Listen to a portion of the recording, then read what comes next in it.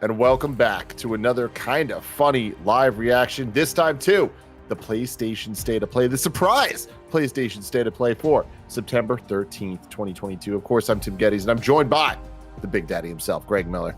Hello, Tim. I'm ready for PlayStation. We're also joined by the new face of video games, Blessing Adeoye Jr. Hello, Tim. I'm ready for PlayStation. And giving him just a second to find a prop. Go ahead.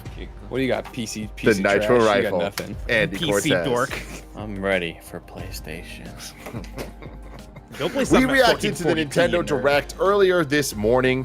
You can watch that youtube.com/kindafunnygames. But now it's PlayStation's turn. I feel like this might be the first time in a very long time, at least, that we're getting two of the big dogs going on the same day with some of their big announcements and stuff. Where's the hype level now for State of Play, Andy Cortez?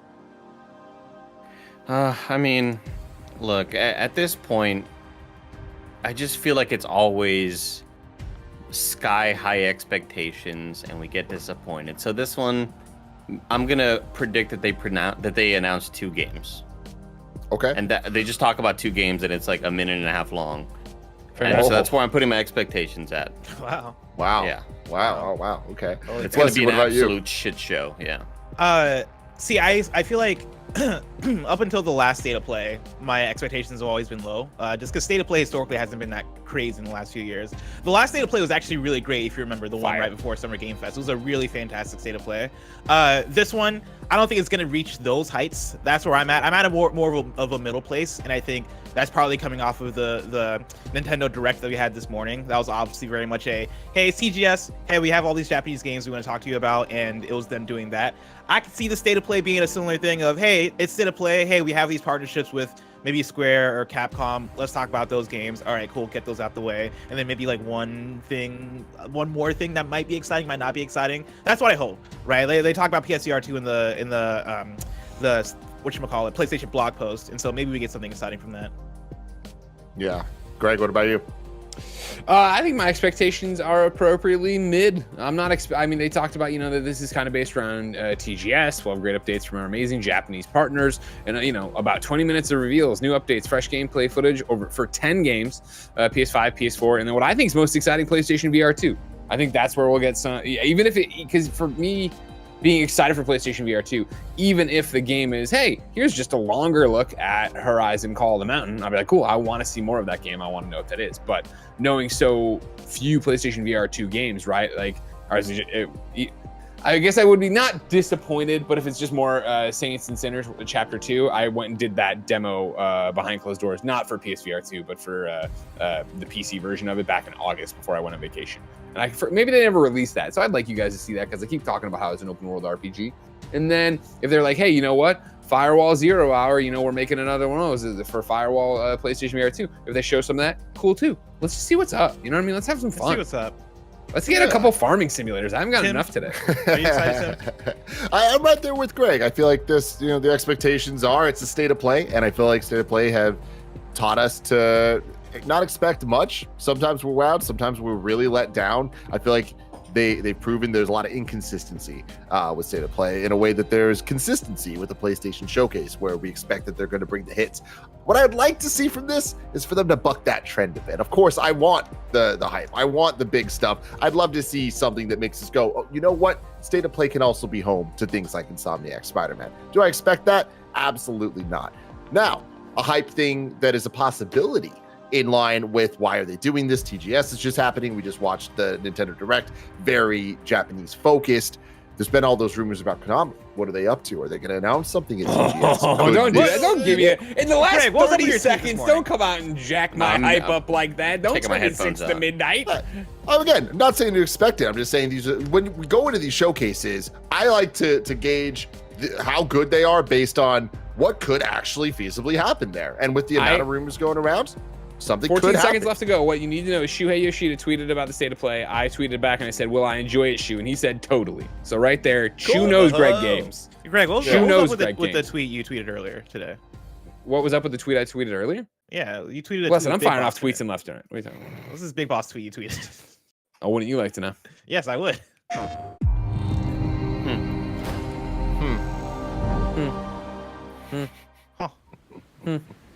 Fascinating.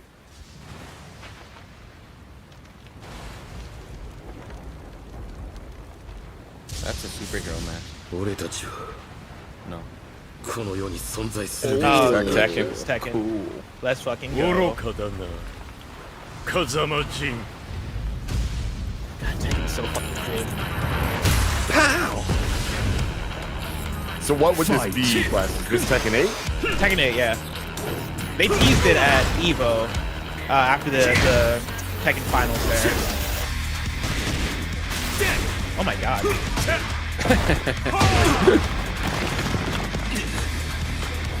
It's kind of exciting to get a Street Fighter and a Tekken around the same time. Yeah.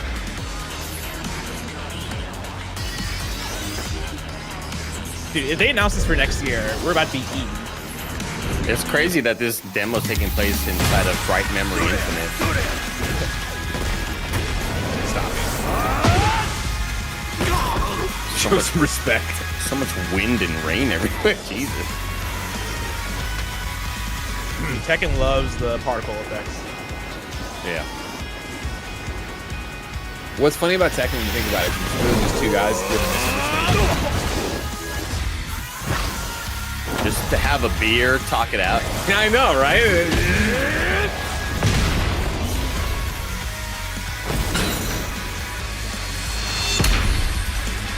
Oh, that's a That was cool- sick. That's That was cool. sick as hell. Breaking the chain. Stay tuned.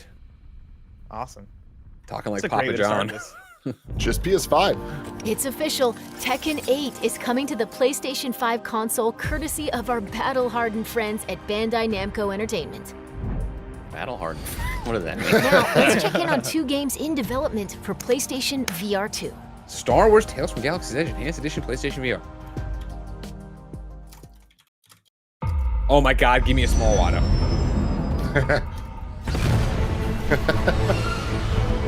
The story I was telling, it was about a certain droid repair tech who had no business getting into this kind of trouble. But there they were, standing against evil wherever it popped up. You've been there, Greg. I have been there. Made a lightsaber, no big There are deal. a few new items on the shelves that might catch your eye. The locals can be a little rough on tourists, but it's nothing you can't handle. The first order on Batu. Surely we can count on you now.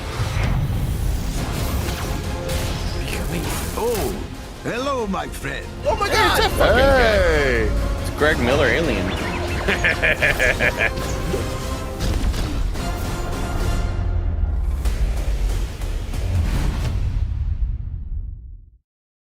$2023. Ready for battle. Let all monsters beware. My aim is true. Taste Shock my dart. steel. This is making me realize I want a VR Yu-Gi-Oh game. Oh my god, you're Throw good. down those cards, and shit pops up. Let's go. You know, this looks like Eye of Judgment, but in virtual reality. Remember Eye of Judgment, everybody? PS3 PlayStation 3? game? Yeah. Back to this. PlayStation 3. I was gonna say, then you get a swirly from the cool kids in school. Really take me back to middle school.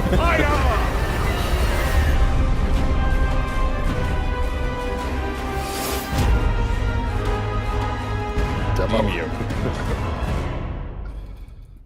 DCMCO. Demeo brings the creativity and chaos of a tabletop RPG to PSVR 2.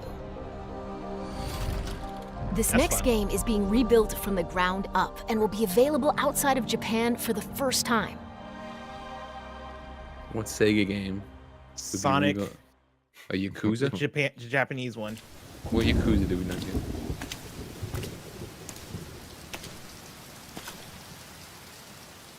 不思議な話もあったもんやな。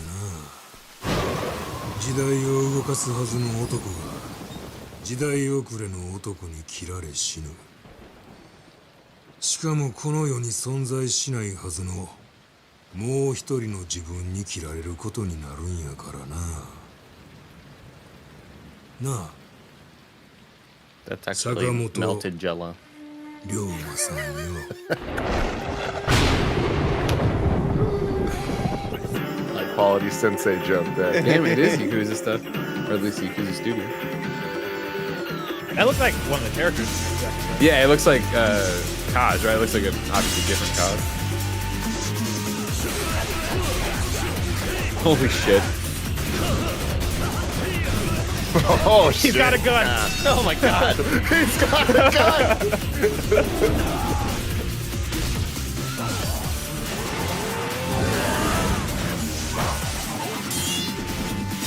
That's the same dude from, yeah. They do some time travel in Yakuza? Whoa. They got a whole summit. It's pretty cool. It's pretty cool. Hello, Hogwarts? Madam Mason? Yeah. I understand you Yeah. have a shop to sell. I think you will find my terms quite Oh, God, generous. Greg. And I don't even, you're the still a catch? straight face, that doesn't sound like my Yeah, it does. Like straight I up. think you find me Why too. is It's your quite mustache noisy. Jesus. How did you surpass the Have volume buttoned level I black have here? with glass pants. I'm inside the machine. Those who came before you just could Remember not Control, see man, what a to game. escape the darkness. Will you? Nah, you put mannequins? Nah.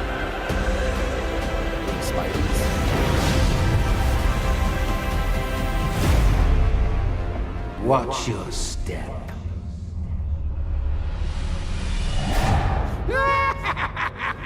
It might be because I've not been paying as much attention, but I swear to God, every single time I see a new trailer for this game, it looks like a different game. A totally different game. That Yeah, is I'm like- such a good point. I'm like, man. is this the same Hogwarts Legacy?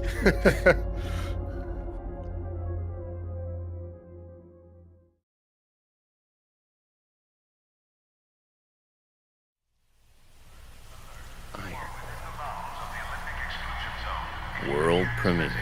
This is game number 6 of 10, everybody.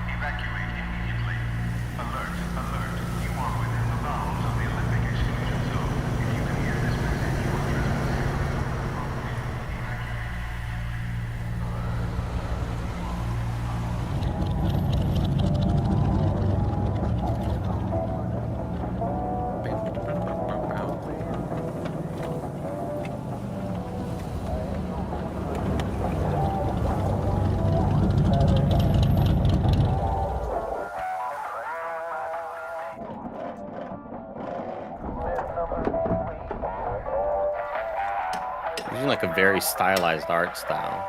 Looks like a Firewatch art style.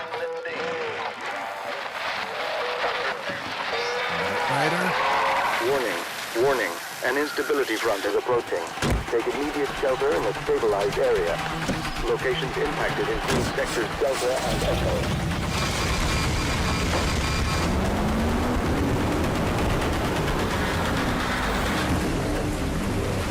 Whoa. Well, it's got scales now, Edie. Look out. Whoa. There's more to this car than meets the eye. Were they scales? Nah, it's like solar panels. Oh, you're just in a car running away from shit. That's kind of cool. Ah!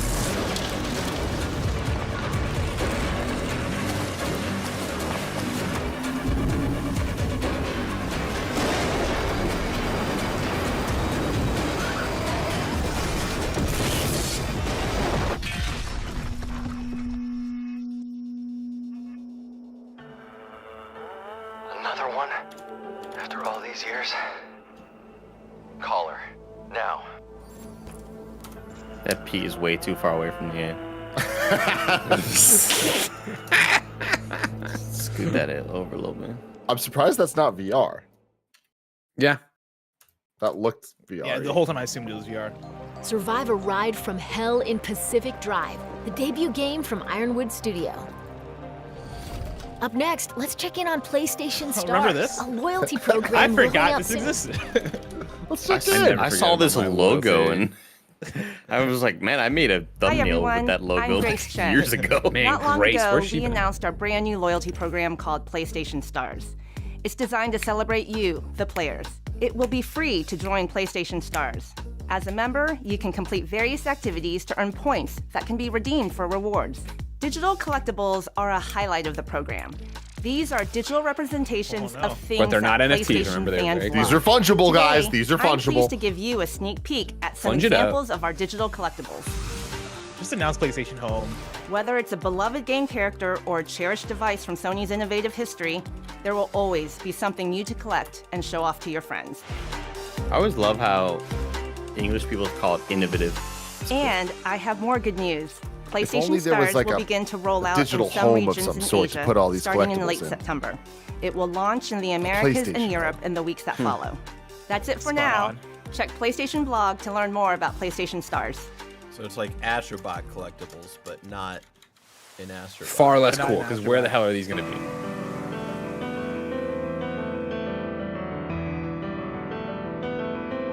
Arthur.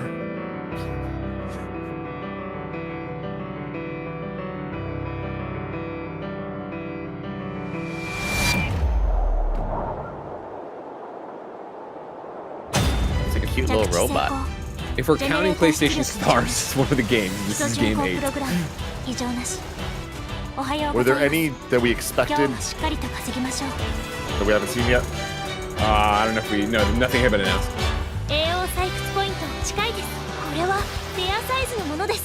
Now, Andy, are these the kind of Gundams you like? This is the dad bringing home like the game to his. Hey, I got you one of them Gundams. Like, no, Dad, it's not a Gundam. It's not a Gundam. Greg, I was Hey, you know what? Never mind. Never mind. Talk about this. CVS? You're at CVS? No joke. That's where I was going with it. But I heard a song playing the overhead intercom, and I was like, this sounds like the theme song of Everybody's Golf. Did you see it? They put one out on they put one on a Switch today. Yeah, we downloaded that or what? Yeah, they got online playing everything, bro. I'm with you, Ian. God, forever. Synduality is a dope name. It I is like good. it. These next two intense action games are PS5 console exclusives. Let's take a look.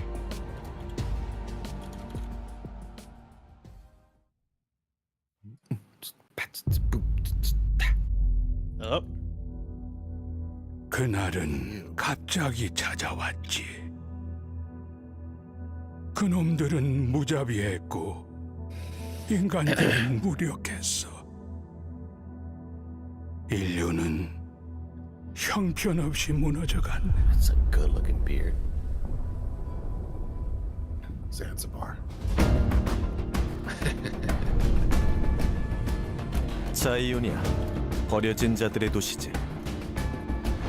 전성기에는 10만 명 이상이 살았던 곳이야. Some good music. 황무지 아래 건설한 도시라니. A city built underneath the wasteland. Oh, I knew it. This is what it was. I fucking knew it. It's that one that we saw that some other state of play. It's is it a Korean developer? 여긴 They're speaking Korean. I'm pretty sure. 아니, 이곳의 주민들은 에너지 고갈로 잠들어 있는 거야. 이대로 간다면 영원한 어둠뿐이지. Yeah, chat saying it's Korean. 이봐, 우리를 도와줘. 조심해. 리스팅되지 않는 레이스구야.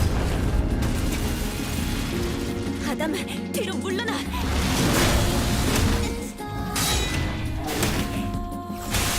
This music is definitely some Nier inspired shit. I'm all about it. I mean, even the little robot thing next to it, it's like Yeah. near as fuck. Oh! Andy, I remember this game now. Yeah. This game looked dope as fuck in the original stuff. Yeah. This is for sure trying to be another Nier style game. 여기 있는 누구나 그 This 손길이 sounds like the same exact composer. This is wild. 모두 버려진 거. 그건 신상 모독이. So many parries, so many dodges. Guy with a real good head of hair. Holy shit! It just keeps getting bigger. That's me watching a game with really good dodges and parries.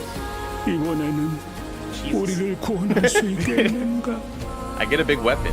That's what I'm saying. Uh-oh, real name, Stellar Blade. Stellar Blade. That's a good name. I'm into it. I like it. I like it a lot. Cool. Hey, yo, they got me sold. That was dope.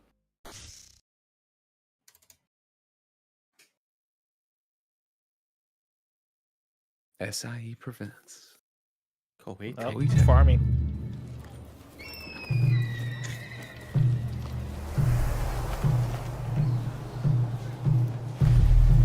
It's that other Ubisoft bird game. Eagle Flight. Eagle Flight, yeah.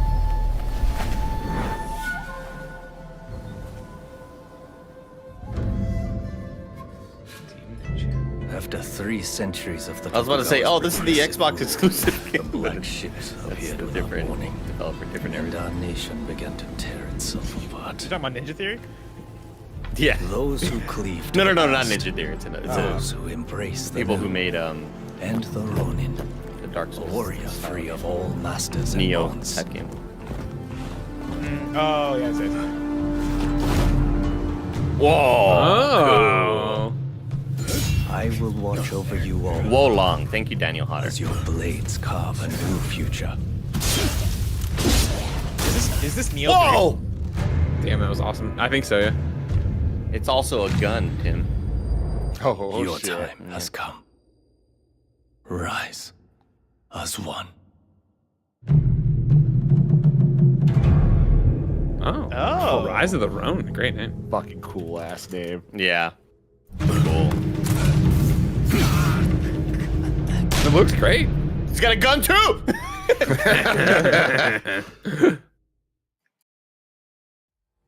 That's gonna be a new death battle. That dude and the dude from the other Like a Dragon game. Of great change and upheaval in Rise of the Ronin, a sprawling action RPG from Team Ninja. Before we wrap up, we've got one more update for you. Ladies and gentlemen, one more thing. God of War. Ragnarok. That was about to be a big parry. Greg, you saw your God of War replay? Yeah. I have. Overrated, right? Ooh, oh, is this a controller. PlayStation 5? Oh.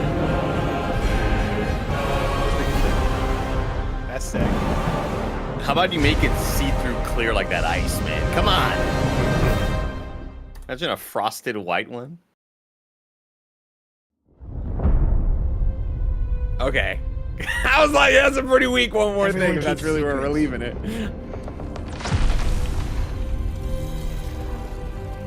Sometimes it's the only way to protect the ones we love.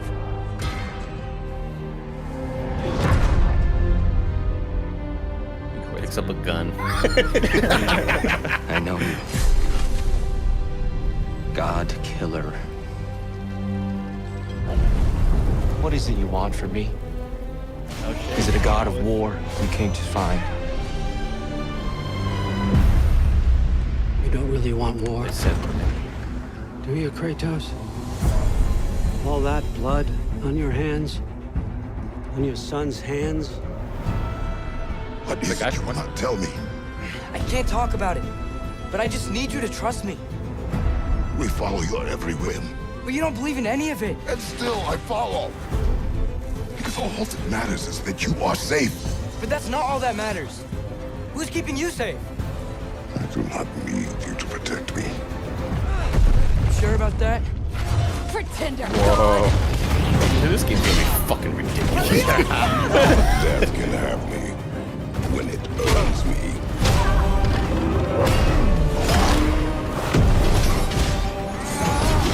It warmed my heart to hear that interview where they were talking about how they prioritize enemy variety. No, of God's word. In your lifetimes, has anyone ever worshipped you? Ever prayed to you? Can you even imagine that kind of love? No! You don't care about anything beyond yourself. Who's that voice Beyond a actor? monster. It's who Toby from kills The West Wing. Without cause. Can you look him up for me, please, so we can say his name?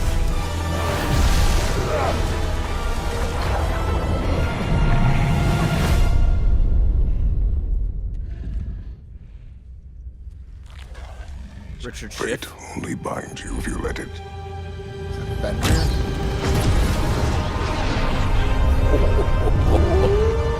What in the world? Oh shit! It's the wolves that chase the sun and moon. Not because it is written.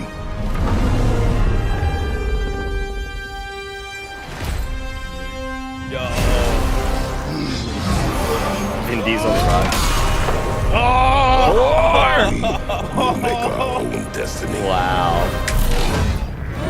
He does the thing. He does the fucking thing, Greg. He calls it back. He pulled it back. That Mizzou lady was wrong. She was wrong.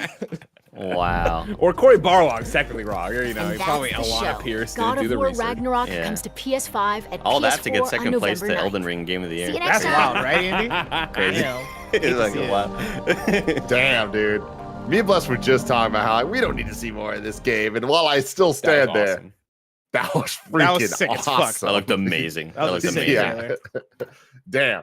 Damn. Really cool stuff. Well, that has been the state of play for PlayStation September 2022. We're about to do a Gamescast post-show analysis live for everyone watching here. But before we do that, let's take a word from our sponsors. This episode is brought to you by Me Undies. We've all heard of gut instinct, but have you ever heard of butt instinct? It's when your butt tells you it wants new undies. Listen to your butt. Luckily, we work with Me Undies, makers of the most buttery, soft, and sustainable undies, bralettes, and socks that exist. You know that I have lived my life Me Undies head to toe for the majority of the last couple years. I'm just all in on Me Undies because they are absolutely the most comfortable clothes I've ever put on my body. Available in sizes extra small to 4XL. They have new colors and prints dropping weekly, so there's always something exciting to check out. You can try their free to join membership for free shipping on every order and exclusive perks, like an item shipped to your door every month, secret sales, and early access to their newest stuff. MeUndies has a great offer for you guys out there. For any first-time purchasers, you get 20% off plus free shipping and returns. To get 20% off your first order, free shipping, and 100% satisfaction guarantee, go to MeUndies.com/kindafunny. That's MeUndies.com/kindafunny. Shout out to Shopify for sponsoring this episode. Shopify powers our very own kindafunny.com/store, our merch store. And we love how Shopify has the tools and resources that make it easy for any business to succeed from down the street to around the globe. Shopify gives entrepreneurs the resources once reserved for big business, so upstarts, startups, and established businesses alike can sell everywhere. Shopify unlocks the opportunity of your business to more people every day. Every 28 seconds, an entrepreneur like you makes their first sale on Shopify. Shopify powers millions of businesses from first sale to full scale. You can reach customers online and across social networks with an ever-growing suite of channel integrations and apps. It's more than a store. Shopify grows with you. You can go to shopify.com/KFGames, all lowercase, for a free 14-day trial and get full access to Shopify's entire suite of features. Grow your business with Shopify today. Go to shopify.com/KFGames right now. That's SHOPIFY.com/KFGames, all lowercase.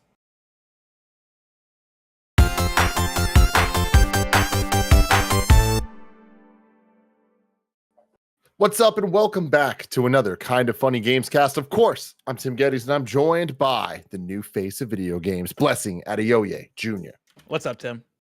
Not much, Bless, not much. Very excited to talk about PlayStation with you today, alongside the Big Daddy, Greg Miller. Hello, Tim. I'm very excited to talk about PlayStation alongside you today. Good, good. Are you excited, Andy Cortez? I am excited. Good. Excited. Good. It's good. God, The Andy, way to excitement levels screw it are up, you know where what I they mean? need to be. Of course, this is the Kinda Funny Gamescast where each and every week we get together to talk about the latest in video games, everything that we love about them, everything you need to know about them. You can get it on youtube.com/kindafunnygames or roosterteeth.com. You could also get it as a podcast by searching your favorite podcast service for Kinda Funny Gamescast, and we'll be right there for you. If you want to get the show ad-free, though, you got to go to patreon.com/kindafunnygames, just like our Patreon producers, Fargo Brady, Delaney Twinning, Holy Crumpets, James Hastings, and Casey Andrew have done. They're also going to get the exclusive episode, the exclusive post show, which is, Bless, what today? It's going to be kind of feudy. Kind of Feudy, bringing it back. So that's going to Wow. be really exciting. But that is later. Of course, if you don't have bucks to toss our way, that's totally cool. You can use our Epic creator code KindaFunny on all Epic Store and Epic in-game purchases like Rocket League, Fortnite, etc., to help support KindaFunny at no extra cost to you. We are brought to you by Shopify and MeUndies, but I'll tell you about that later. Let's get right into it. We just watched the new State of Play for September 2022, announced yesterday, last minute thing. They said there's going to be 10 games there. There were 10 games there. We got a controller announcement. Greg Miller, what did you think? Well, we're finished right now. So we're done, right? So I am clearly all jacked up on adrenaline off of an amazing God of War Ragnarok trailer. Like, I think we're all in the same boat leading into this State of Play and just in our general day-to-day lives that we don't need to see more Ragnarok. We are excited for Ragnarok. I'm fine with not seeing more. That trailer started and it's like, all right, more. Well, first off, they debuted a controller, and I thought maybe that was the one more thing. And I was like, oh shit, this is gonna go badly for them. But then they came out and they delivered an amazing trailer. Like, that was fucking awesome. Like, visually incredible. The story seems great as always. Get Toby from the West Wing in there. Like, yeah, let's go. I'm super excited. And this is coming from somebody right now replaying 2018. Of course, we're doing PS I Love You's re-review next week, so get ready for that. It looked incredible and it was awesome, and I just want to talk about that a million times. Just take one step back in terms of the game that came before it. I thought Rise of the Ronin from Team Ninja looked super interesting. Action RPG looks rad from that. But then to go further back from that, it was a little bit of a State of Play happening there. I felt like for a while where I was like, all right, like, I'm not feeling this. And again, whatever you want, your games are good for you. Okay. Like a Dragon, Ishin is, I'm going to pronounce it. Probably pronouncing it wrong. That has my attention.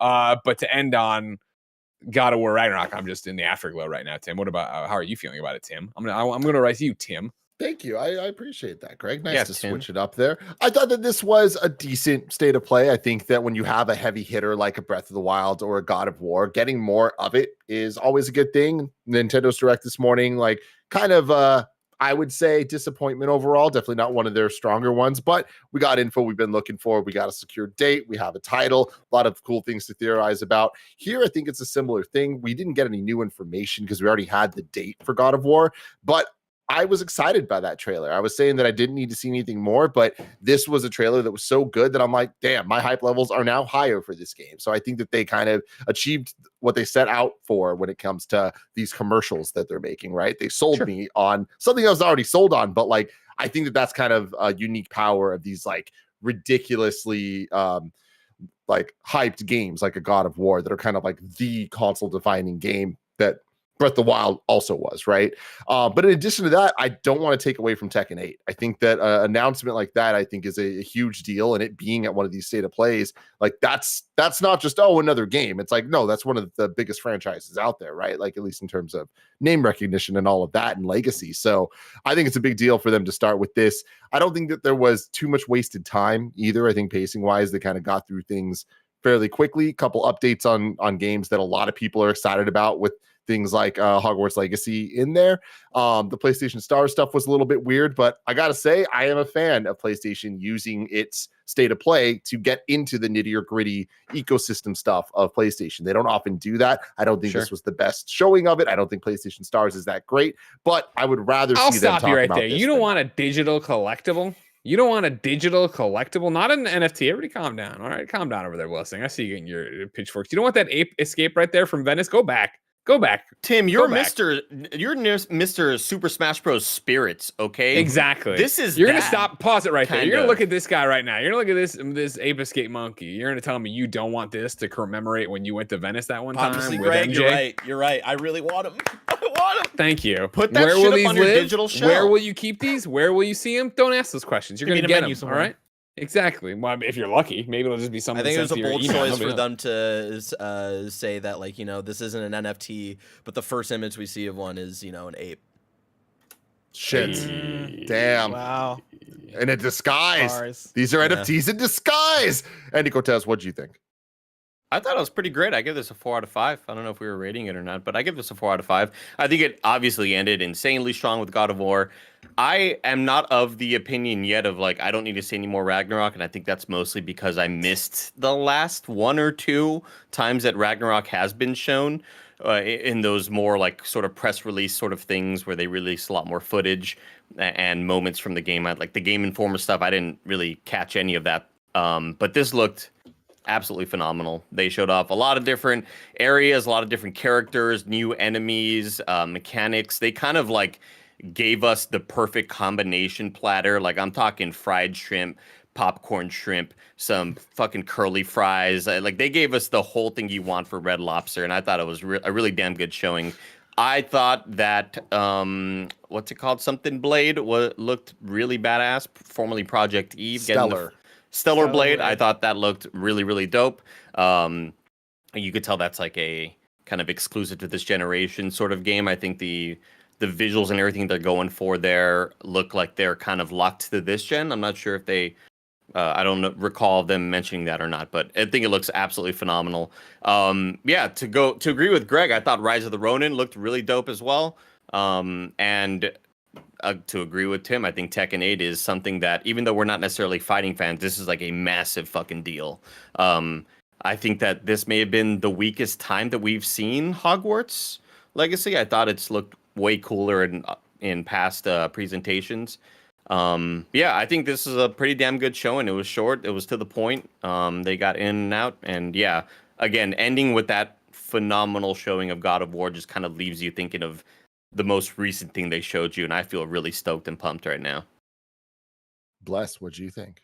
Yeah, I tend to agree. I think this is really good. I think God of War Ragnarok is one that I'm with Tim, where I didn't need to see more, but what they showed blew me away. Like of the last few weeks, with every showing they've had of God of War in the Game Informer coverage, I've been like, I feel like they're holding back the goods. I feel like they're not, showing us the good stuff. And this trailer was a trailer that reminded me that trailers can be this dope. I forget that I can get that hype off of a trailer, and seeing the stuff that they're showing in here, I thought was really, really cool. Tekken 8 is another one that I thought. Let me stop you there. Just staying on God of War there, just in the spirit of this conversation. We were talking on I think Games Daily, and you were saying that you're playing through God of War 2018, but you're kind of not feeling like you want to be playing it. Oh yeah. Just watching this trailer make you feel like now I want to play it. Not really, but I think that's also because I'm coming off of replaying Last of Us as well, where I'm like replaying these big games back to back. I will say though that watching this trailer has sold me on, this is gonna be a step forward, because that has been my 100%. Whole thing with God of War Ragnarok, where I'm like, okay, it's gonna be more God of War, that's gonna be great, but I'm gonna be playing more of the same game. The different environments, different creatures, different things going on in the cutscenes, all the stuff they showed in this trailer feels like a step up from God of War 2018 in ways that I didn't know you could have steps up from God of War 2018, if you feel what I'm saying. Playing God of War 2018 right now on my PlayStation 5, and then literally, wrapped it up to come do this. You look at this and just in general, the little enhancements and changes you see there and the performance and everything else, I can't wait to play that game. And I can see from just even that, and granted, most of it's cinematic, it still looks way better than what I'm playing right now, what I'm doing. Yeah, 100%. It's almost like the little things that are building up in the sequel can build up to be something that's not just iterative, like I've been saying. Blessing. Yeah. Well, I mean, I've not been disagreeing with you there, Barry. In our back and forth, I've more so been talking about gameplay, but in terms of presentation and all this stuff, right? Like, I think story-wise, I believed in the game, but in terms of I guess visuals and all that stuff, that's where I've been wanting to see more, and they've finally shown us more. But for me, I also want to shout out Stellar Blade. That's another one that I think looks really cool, and feels like it's taking a lot from Nier in ways that I like, both in terms of gameplay and in terms of visuals, but then also the soundtrack sounds like a Keiichi Okabe soundtrack, which I like. And also in terms of some of the visuals, Andy shouted out how this looks like it's going to be a new gen game. It also, for me, it reminds me a little bit of when you look at some of the character models close up, it reminds me of From Software stuff in a good way, because I know that can go both ways, but it reminds me of seeing Elden Ring or new Demon Souls footage of the way that the models look in the hair and the way they move and stuff reminds me of that. So I think that's pretty dope as well. And then also, Tekken 8 is a dope announcement. Can't wait for that. Yeah, talk more about Tekken, Blast. What do you think that this being, it said PS5, which doesn't necessarily mean it's not on Xbox. They don't always put both consoles in PlayStation State of Play trailers, but they didn't say never do that, exclusive. But I mean, it's not last gen, right? And for a fighting game, that's kind of an interesting move, where it's you'd want as big of a community as possible. But what are your takes on Tekken 8? Yeah, I think in terms of PlayStation, it showing up at the State of Play isn't surprising, because PlayStation's been going real hard with fighting games, right? They bought Evo, they produced Evo, they had Street Fighter 6 at their thing. I think PlayStation is kind of seeing the fighting game sphere as an opportunity to, hey, let's lean into this and let's really own this community, which makes sense. And also, like, if you look at the PlayStation Twitch streams every now and then, they're always streaming some fighting game shit. So that makes sense there. It being new gen, I think also makes sense because you look at a lot of fighting game franchises and the entries are often divvied up by console. And so, like, Tekken has a mainline Tekken game on PS3. There's one mainline Tekken game on PS4. Now this is going to be the mainline Tekken game on PS5. And then when there is multiple ones, usually it's Tekken and then Tekken Tag.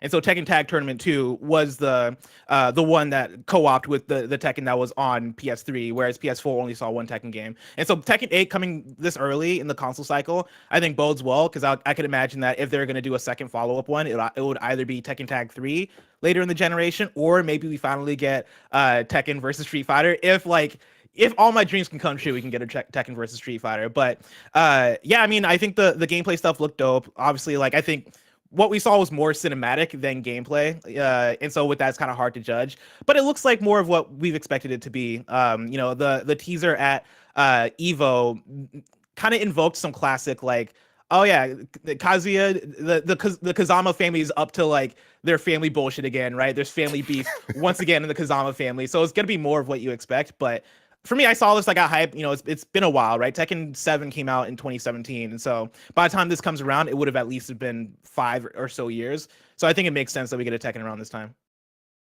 Great. Just to add some color and clarification there, remember, PlayStation made a point to call out that Stellar Blade and Rise of Ronin were PlayStation 5 console exclusives. Tekken did tweet that this is coming to PlayStation 5, Xbox, and Steam. Hell yeah.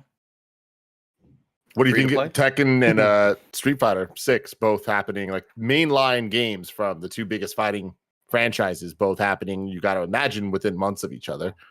Yeah, I mean, it's going to be really interesting to see, because I think between the two, Street Fighter is probably going to be the one that gets more hype because, you know, Street Fighter has that sort of name recognition, but it's going to be fascinating to see how that then leads into Evo next year, because Evo, I think, is going to be where a lot of that shit pops off in terms of, okay, this is where we're actually seeing a lot of the hype for these games. So if you have Tekken 8 and Street Fighter 6 hitting, let's say, in the spring, that then leading into Evo, that's going to be a sick-ass Evo. And that's going to be real good, again, for PlayStation being able to build up this narrative of, oh, we're the fighting game platform, where the guys are coming to get this kind of experience. And also we're leaning into esports and leaning into this kind of thing, right? I think owning that is going to be good for them. And then I wouldn't be surprised if these are the two fighting games that define next year, and then maybe by 2024, that's where we see Project L from Riot, and then maybe another Realm thing, because that feels like it's overdue at this point. But, like, if you get a Mortal Kombat next year as well, that's gonna be fucking sick. But at this point, I'm like, yo, hold Mortal Kombat for 2024, because I think we're good for 2023. Craig, I got too many fighting games. Andy Cortez from twitch.tv/Andy Cortez, what's up? Where are you at with the VR2 offerings today? I know you're probably our biggest VR fan, but I don't know if these are necessarily in your wheelhouse. Yeah, I was underwhelmed by this. You know, I think it's cool to have a Star Wars experience there. I had not heard of Tales from Galaxy's Edge before. A quick Google search showed that it had come to Quest already, and it's like a collection of stuff. I can get you the whole, you know, throw my Wikipedia back open. Came out November 19th, 2000. Galaxy Edge, a virtual reality game originally released on Oculus. The game is virtual reality experience inspired by Star Wars Galaxy Edge, of course. Players will crash land on Batu after encountering the Gurbian Death Gang, led by intimidating Tara Rashin. In between blaster fire, players can talk to a bartender and find themselves in the middle of his stories that span different eras of the Star Wars timeline. That sounds cool. Like, I missed it. I don't know anything about it, so I don't mind jumping into it. But, you know, I'm not, you know, the biggest Star Wars fan, and I don't think it looks visually that great right there from what they're showing. Not that I expect it to look like a PlayStation 5 game necessarily, but I also don't expect it just to look like a whatever game. And so that's not that exciting. And then this Demeo they showed, this D&D PlayStation VR2 card game tabletop thing, really not my jam and not something that interests me at all. So again, if these are your things, I'm not yucking your yums. I just didn't think it was a holy shit, you need PlayStation VR 2, right? Like, you stack these up against Call of the Mountain, and you're like, well, that looks like an amazing game that you're going to be inside of. I'd like to know more of that. Even I made a comment at the beginning of the show that I was like, oh, I'd kind of be let down if it was The Walking Dead Saints and Sinners Chapter 2. And then I was like, you know what? I don't know if the world's seen what I saw from that demo. I wish they would have shown that. I think that would have also been more impressive for PlayStation VR 2. And it's not so much that the spotlight needs to be taken away from either of these games. I just think you could have done we're doing 11 games and you put one of those in there. Maybe Saints and Sinners, even though I know they have shown that before. I know they've shown Call of the Wild before. But remember, there's going to be 20 games, or I think more than 20 games at launch for PlayStation VR 2. So obviously, have to talk about them, and I feel both of these weren't the ones of like, holy shit, click the pre-order button now. Do you in fact, in 1 second, you got a great question, I'm sure, because you're great at it. The problem I have with Demeo is it looks both like Eye of Judgment, a card game nobody cared about on PlayStation, and then also that Vita game that they changed the name of, that was the dungeon, it was the Diablo one that got canceled. When I saw it, there was an earthquake. It doesn't matter. It looks like repeat.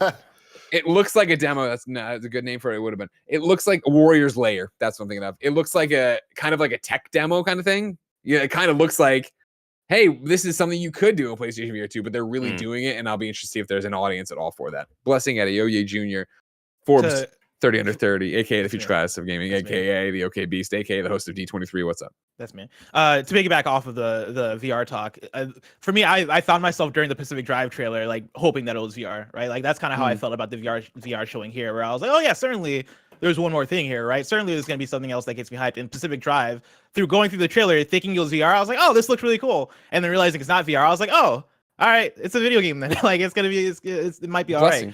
What up? Would you like the official description from the press release? Please tell me. That, by the way, it turns out is a Pop Agenda game. I didn't realize. That's what my wife's thing over there is. But anyway, Pacific Drive is a run-based first-person driving survival game. As a true road-like, your car is your only companion.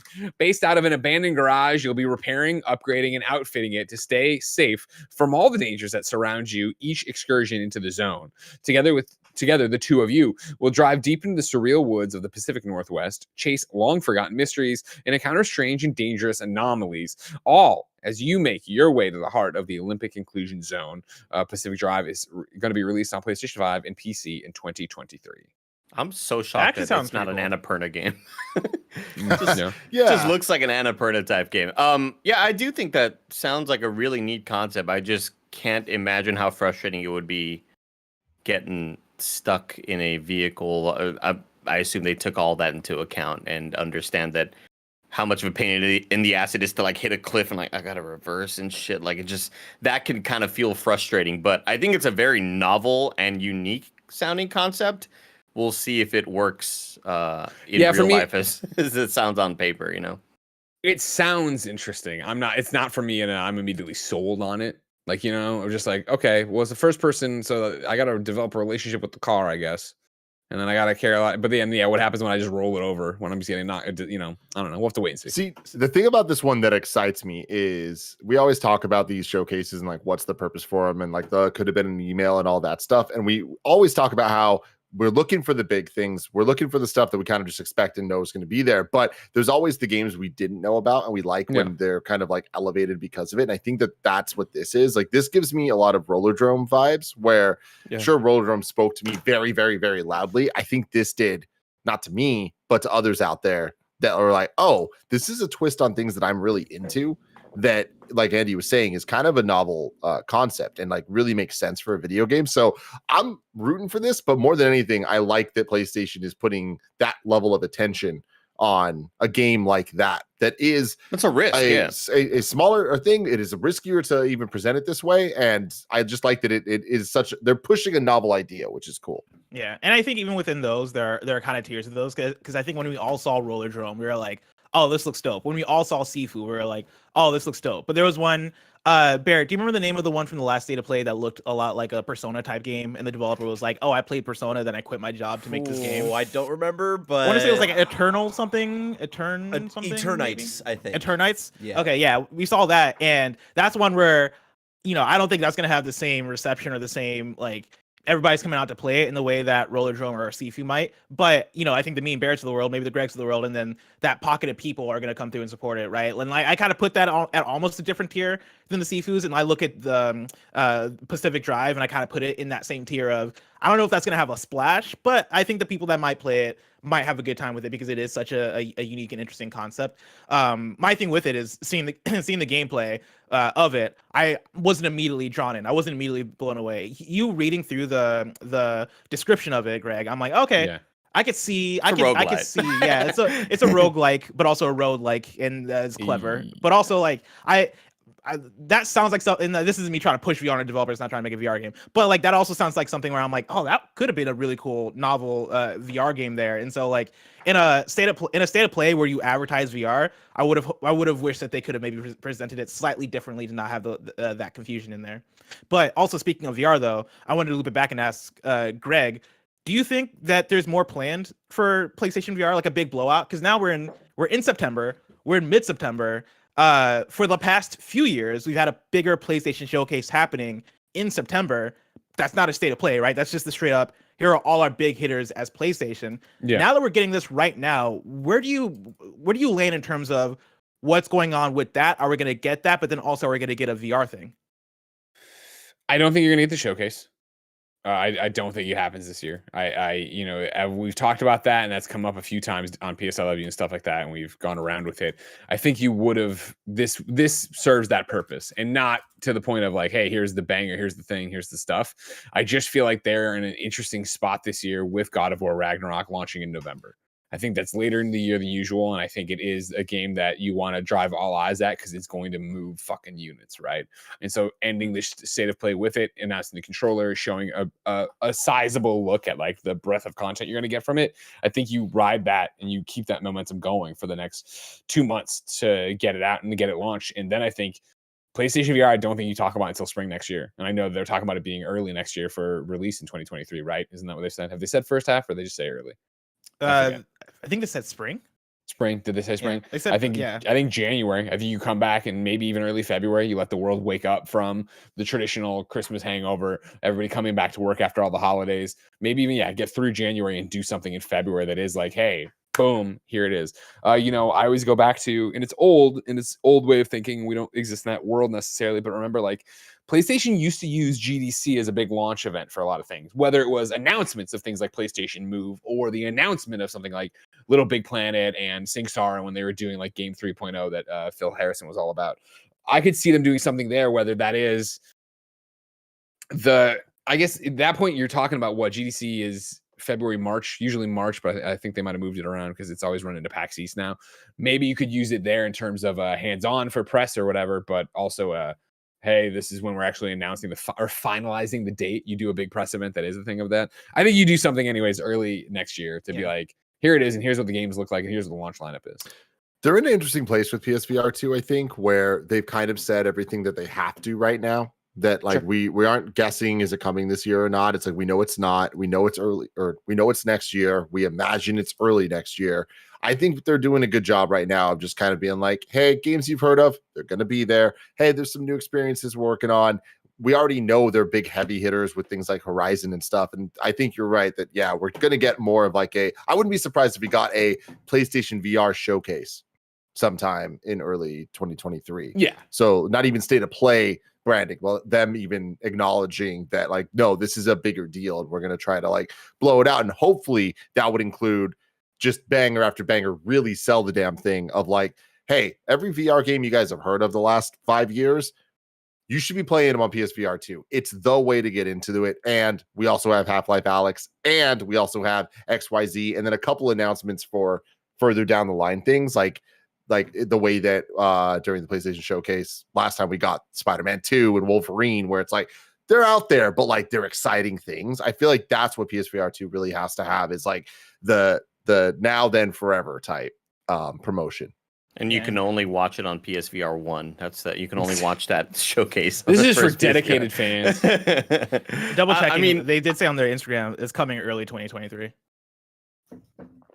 I am super worried about how it's gonna hit. I feel like aside from Call of the Wild, is that what it's called? Call of the Mountain. I'm thinking Call of the Wild Man. That was a different like Animal Planet show. Aside from Call of the Mountain, I just don't really see what the lure is gonna be. Like, how are they gonna hook people that aren't interested in Horizon? Or is that something that you go, well, I'm just super stoked about VR. I guess I'll get that game from the IP I don't really care a whole lot about because it is the biggest attraction. It is that sort of killer app, if you will. Yeah. Yeah. Over here in the chat, I think, again, we could always be wrong, and I always love being wrong, but I think we got a John BX32 kind of situation going over here, where CJ says they're going to open pre-orders for PSVR 2 this year, which is going to follow a showcase. They aren't going to wait until next year, IMO. As always, I will remind you that, guess what? PlayStation is saying spring, right? Guess what, everybody? When somebody says that in the video game world, they aren't thinking what you think of spring or They're not February thinking is March. spring. March 20th through June 21st is spring. I assure you, they will not be opening pre-orders for PlayStation VR 2 this year. Take it to the bank. Wow. Now let's jump off that. I know we're talking about the state of play we just watched, and I definitely want to get more into certain games. I want to get Andy's opinion on some of the Rise of the Ronin stuff as well. But big picture, we just got the state of play. It was announced yesterday. It happened here. We didn't necessarily expect it. We have been expecting a PlayStation showcase. We know The Last of Us just came out. We have God of War imminent. I got all my business calls. I know that people are running away from God of War. We got to understand what the rest of this year looks like. We now know that Breath of the Wild 2 is now titled Tears of the Kingdom, and it's in May next year. So we're starting to get cool. That's another game people might want to avoid. They set the flag down there, go from there. Do we get a PlayStation showcase in 2022? I still say no. Still say no. So you've been saying no. I said no in this episode about 5 minutes ago. Okay. Yeah, and I think based on I think Tim went to the bathroom, but based off of I'm sorry, I was delivering to the camera. Yeah, Tim, I was saying I think it's too late. I think that this would have been the time for it. This, September area that they're usually in. And again, I'm talking completely out of my ass. I have no idea what's fucking going on PlayStation. They could easily prove me wrong. But I think with God of War being November and being late in the year, you don't want to get in the way of what that hype train is. And I think coming out and being like, as you always talk about, the next wave of PlayStation exclusives, Tim, I just think you get in the way of it. And you muddy the message to come out and be like, let's talk about Ghost 2. Let's talk about Last of Us multiplayer. Let's talk about, why not let it ride? Get God of War out, because it's going to do fucking fine. It's going to do phenomenal on its own. Then, if anything, Game Awards, guess what? We're all sitting in the audience. We're all watching from the studio. God bless it. October 14th, everybody, we're moving in. We're all watching, having a great time, having a few beers. And then, world premiere. And it goes dark, and it's SIE. It's the Naughty Dog logo. Bloodborne and it's shoes on asphalt. And then and then we, it is Last of Us multiplayer. And we see what that is. And then you meant actual shoes. I thought you meant Shuhei. Shuhei running in. Yeah. Dude, I wish they put Shu in more trailers for no reason. He's like, all right. I've come to bring you the news about PlayStation's next exclusive. Thanks, Shu. No, I think you do that, and then again next year maybe come out and do something about it. I could totally be wrong. I have been wrong all the time. I don't know, but I just feel like. Go ahead. I think you nailed it. I think what you just said is absolutely correct at this point, where it's like, yeah, cool. Clearly, God of War. I mean, we've already known it's their big thing, but even them ending on it in this state of play, and in our opinions, that working, being a good call from them, it's like, great. This year, we're done. We understand what the rest of it's going to look like. So sometime early next year would be really cool. And unfortunately, it might not be early next year. It might be whatever that E3 Game Fest time frame is for PlayStation next year. They can have their big showcase of what the next phase of PlayStation looks like. But Game Awards is an interesting place for them, where traditionally they do make some announcement, and we imagine that will be far enough away from God of War that they'll want to say something. Greg, I think you're right. You're onto something with Last of Us Factions, multiplayer, whatever it ends up being, because... What about Shu running? The Shu running to open the trailer? Maybe. We're not counting that out.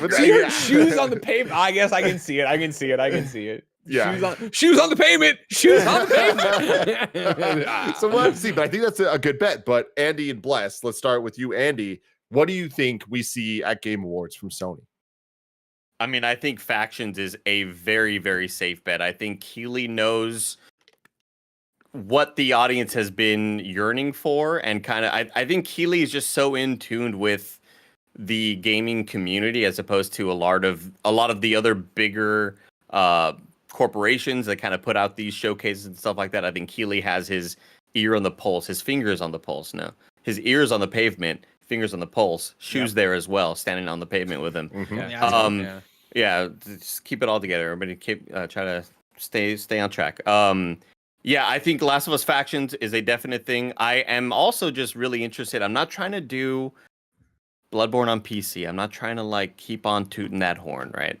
But I do think we will eventually get some sort of PlayStation PC thing in kind of what you were mentioning, Tim, having it be like a VR blowout. I wouldn't be surprised if we got a not State of Play branded thing showcase or whatever, but a kind of PlayStation on PC. Here is really kind of the PlayStation on PC the next year and beyond of what we're seeing, of what we're planning.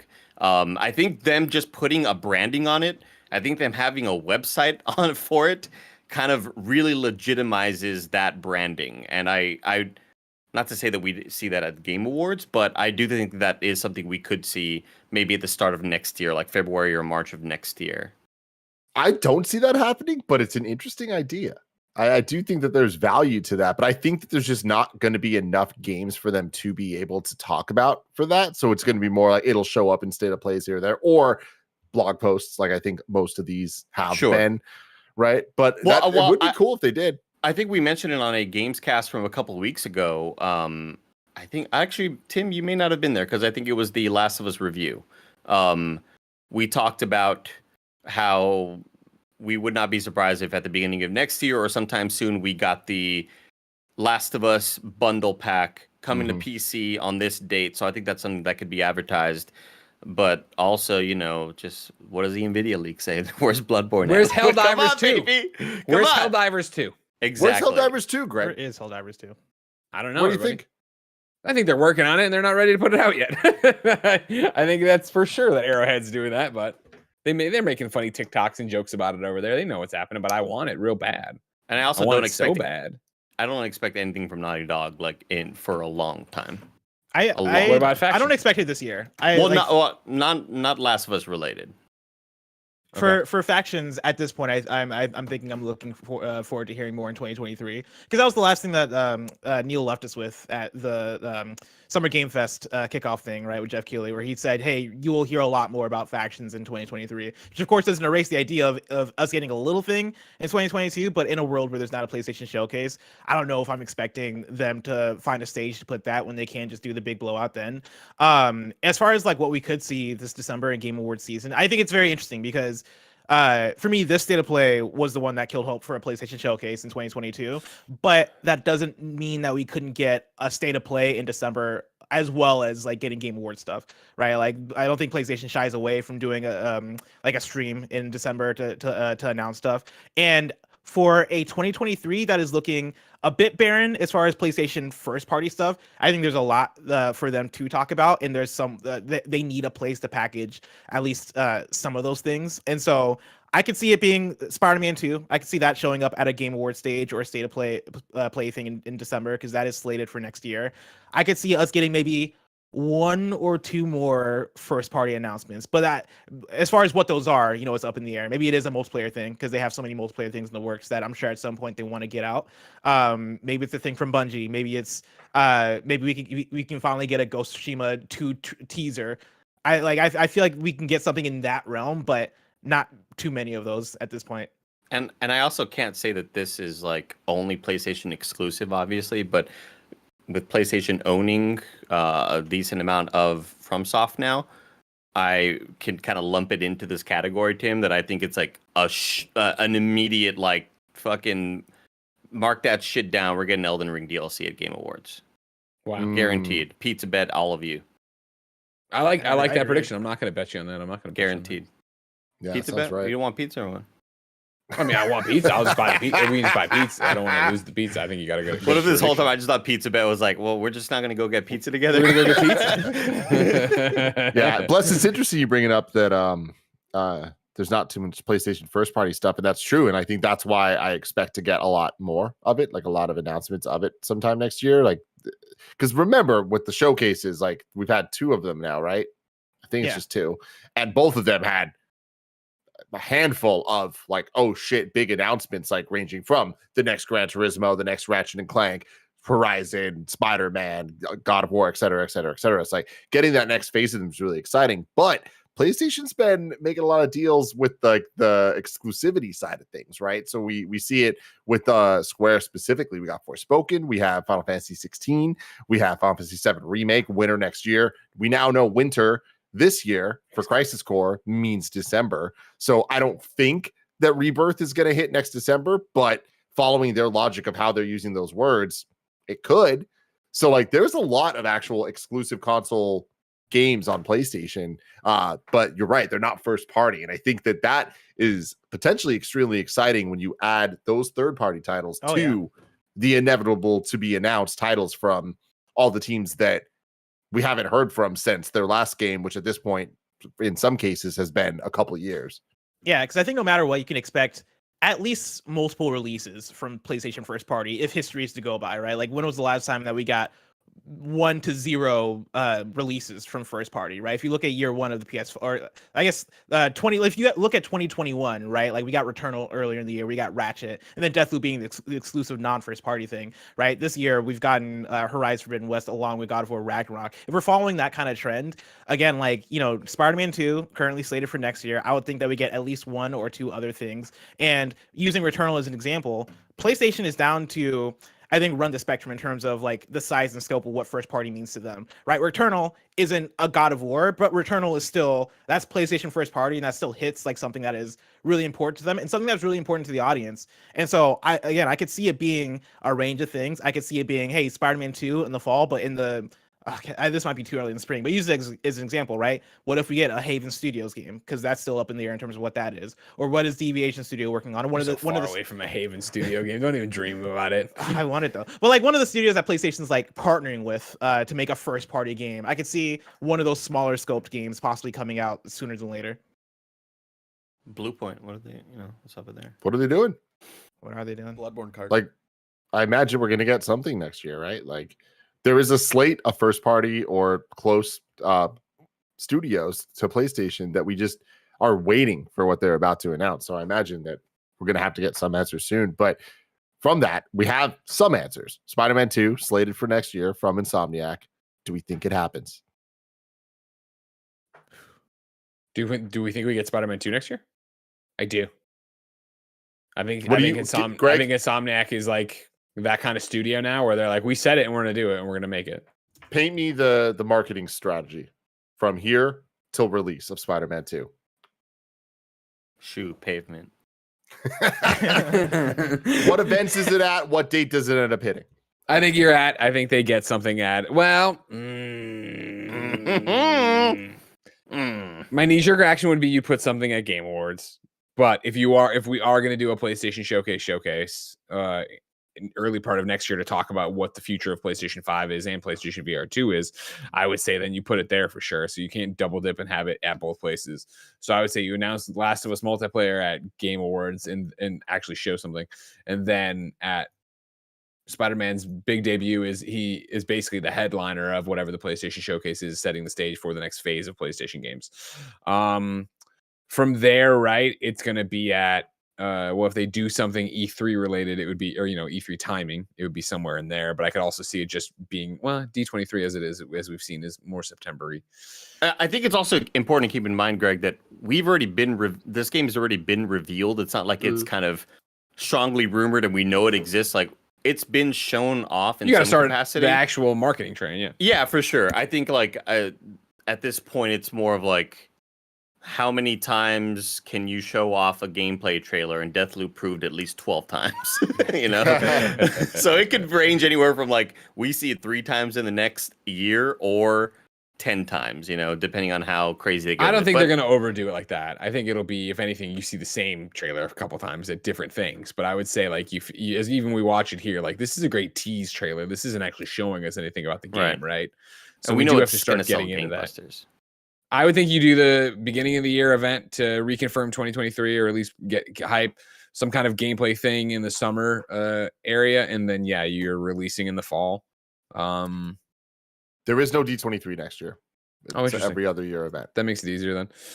Releasing in the fall, I would think. Blessing's changing his calendar, and yeah, I didn't realize that. I gotta go delete that. I would say late September, 2023. Bless, you had your hand raised. Yeah, I think thinking about where Spider-Man 2 is going to land next year makes this conversation interesting, because I would also think we get Last of Us multiplayer next year. I think it's time. If they're going to do the big blowout, then I think you also release it shortly after. But it's hard for me Here's to my thing imagine is that. I don't think you get it next year. You don't think so? Nah. Why? Just being spicy because I feel like that they'll. We would hear more about it next year. I think you hear more about it and we finally learn what it is, kind of thing. But yeah, I could easily see that being a game that keeps getting kicked. That's a can that keeps getting kicked down the road.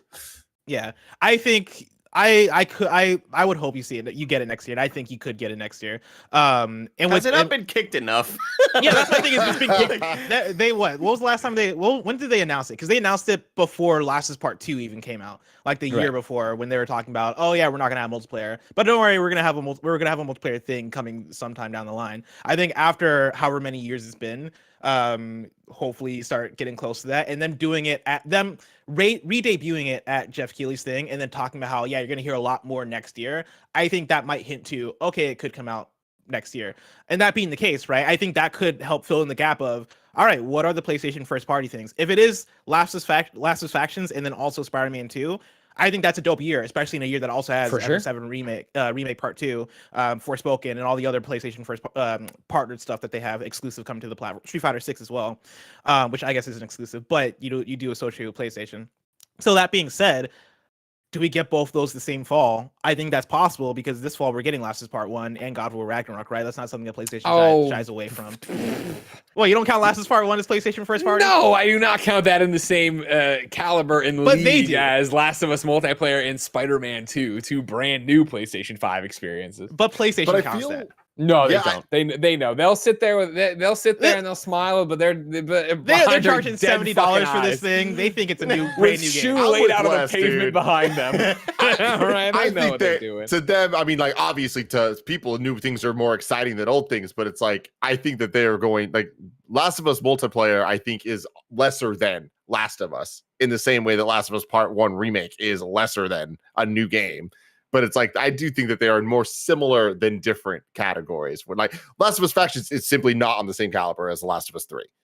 You know, for sure. And I don't know that it's necessarily the same thing as a remake of Last of Us Part 1, but I do think in terms of like it is a full price title. I mean, we don't even know that yet about what Factions is. It's gonna be free to play.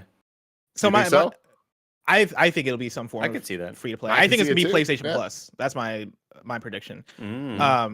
But that said, right, how do you lay that stuff out? I could see it being, if we can get, and this is me dreaming, if we can get Last of Us Factions, let's say summer, we can get Spider-Man 2, let's say September, October, and then Final Fantasy 7 Remake sometime December. That's a good flow of games right there, and I think that's somewhat feasible. So that's my prediction. Amazing. Going back to what we saw today, State of Play. Andy, I want to talk to you about Stellar Blade and Rise of the Ronin. Woo! Sure, yeah. I mean, Stellar Blade, I think, was one of those games that immediately impressed us when we first saw it shown off. And hearing that it was a brand new studio out of Korea, I think it's like maybe their first game that they're working on. So kind of like, what'd you say? Shift Up is the name of the studio. Honestly, I got a lot of vibes of Bright Memory Infant from the first time we saw that game. We're like, wow, one person is making this. This is a brand new studio making this really, really, I guess, just impressively on the visual side of things game. How's it going to hold up gameplay wise? I know that there were a lot of like frame rate issues when we first saw that trailer, but I thought this was a pretty cool showing. We got more of what the actual world is going to be. I thought the action looked pretty awesome, but noticeable frame rate issues as well in this trailer. I don't know. It just seems like they kind of have a really, really dope concept and they're leaning in completely into it. It's going to be anime as all fuck. And I'm hoping to get a lot of dodges and parries. I think Blessing got a lot of vibes of Nier in this game, and so did I. It's going to be that sort of high action slash sort of game that we are used to and that we all kind of know and love. I'm trying to find the original trailer because the original Project Eve trailer also gave me like Nier vibes. It felt like Nier almost meets Metal Gear type style. But like the first area where they're showing the combat in the original Project Eve trailer, I was like, dude, this looks like the original area in Nier when you land and start getting into fights. I think it's a good looking game. I think the style is dope. Again, I think the soundtrack sounds dope. And yeah, like it being this game from a developer that we haven't really heard much about, right? Like it puts it in two places, right? It puts it in the place of, is it gonna be good when it comes out? Like, is it actually gonna live up, right? Like when you see those games, like this and Lies of P, I'm like, all these games look dope as fuck. Hopefully they actually stick the landing. Yeah. But it also puts it in the place of, if this does hit, man, oh man, does this put this developer in a place where they can then become a name that we talk about and remember, continue to put out dope things. But like, you know, looking at this trailer, there's a lot of really great stylistic things. You saw the big gun that just kept getting bigger that he was talking about. Just kept really extending. Dope. But like this guy right here is what I was talking about. I was like, this reminds me of like a From Software thing, because this guy looks like he could have been pulled out of Sekiro or something. It's like the for audio listeners, like the old man sitting with like kind of like I had the same thought. Yeah, like he looks like he's like missing some like textures, but also his beard looks really defined. I guess not missing textures, but like he looks not non-human almost, right? Like there's like not much life in there, almost like there's like mechanical life in there. I don't know. He looks cool. On their website, I think is like the best place to get a lot of their screenshots. Now, obviously, the screenshots are going to be rendered on PC at the highest fidelity possible. Like the visuals in this game are absolutely stunning. I think pulling that off in the trailer may be a little bit tougher to do, just because there's so much going on and they are going all out with their particle effects. But yeah, holy shit, this game just has a really, really dope art direction, and I'm super stoked on it. Rise of the Ronin is one that I think reminded me immediately of Sekiro, just kind of seeing the movement of it, having the gun on the end of the sword, and kind of playing around with getting inventive with fighting styles. I don't know, I just think this game kind of immediately hooked me, and it's something I'm going to want to definitely try out. I'm super in. I like that it's not Neo. Also, I like that they're doing a brand new thing, because you know I know Neo has a pretty hardcore fan base, and like this isn't like a me hating on Neo moment, but Neo is one. Sounds like it's about to be. I personally tried it out, and I've for whatever reason I've not been able to click with it. But I've always wanted to get into one of these like Team Ninja like modern games, because like again the fan base goes real hard for them. And so this being a new IP to jump into and try excites me as somebody who's like, if it was a Neo 3, I'd be like, okay, cool, more for the Neo folks. I think this is gonna be an opportunity for like people like me, and I forget if you were a Neo person, but like maybe people like Andy to hop in and maybe have fun with it. I've never been a Neo fan, only because I've never tried it. Everybody always wants me to, just because of our love for FromSoft games. But yeah, I think my main problem with it so far, I think on when we see Wolong Fallen Dynasty rather, this game is called Rise of the Ronin, and on Wikipedia it says it's called Rise of the Ronin Fallen Dynasty. I don't think that that's true. I think maybe Wikipedia has these titles sort of mixed up. But seeing Wolong Fallen Dynasty and how that game has a lot of fantasy elements, and this game is kind of pushing for a lot of similar vibes, I think the problem here is going to be, this is the same developer. How do we differentiate these titles? Was there not a meeting that somebody missed where they realized that they were making two very similar style games, you know? I think that's maybe the bigger issue with this game as it starts to come out, because they both come out in 2023. Rise of the Ronin Fallen Dynasty and Wolong, which is the one that we saw at the Xbox conference. Also coming to PlayStation 4 and 5, though. What if it's a Pokemon Blue, Pokemon Red situation? That's exactly what I was going to say. It does seem like this one is exclusive to PlayStation on console, and it will be on PC as well. But I think that's going to be the bigger issue. How do you sort of differentiate that enough? And it looks like Wolong is going to be a lot more fantasy adjacent, folklore and mythology. And this one is maybe taking a more realistic side of things, but people are mentioning that. Chat's popping off saying Ronin is 2024, but I don't know where they're finding that. I'm on the okay. It was in State of Play. It was in the trailer. But I'm also okay. I'm looking at the same Wikipedia that Andy's looking at, and that Wikipedia is just like all sorts of messed up. Not there it is. Thank you very much, Chat. All right, good to know. You're apart then. That's how you tell it apart. I was never a Neo guy either. This looks really cool. I like the setting a lot. I like the gunplay. I like the swordplay. I'm interested to know more about that. 100%. Any closing thoughts on State of Play? My boy Hondo is back in the Star Wars Edge of the Galaxy Adventure Tales, whatever that VR game was. What's his name? Hondo. He's a character from Star Wars: The Clone Wars, Star Wars Rebels. He's the one of the people that you when you go on the Millennium Falcon ride at Galaxy's Edge, he's like kind of your host. On He's that the ride guy, as well. fucking the animatronic guy. Yeah. He's the one who looks like Greg. He's exactly. He's a pirate with a heart of gold, and I love him so much. And I just love that he's getting more time, whether it's in a video game or at Galaxy's Edge.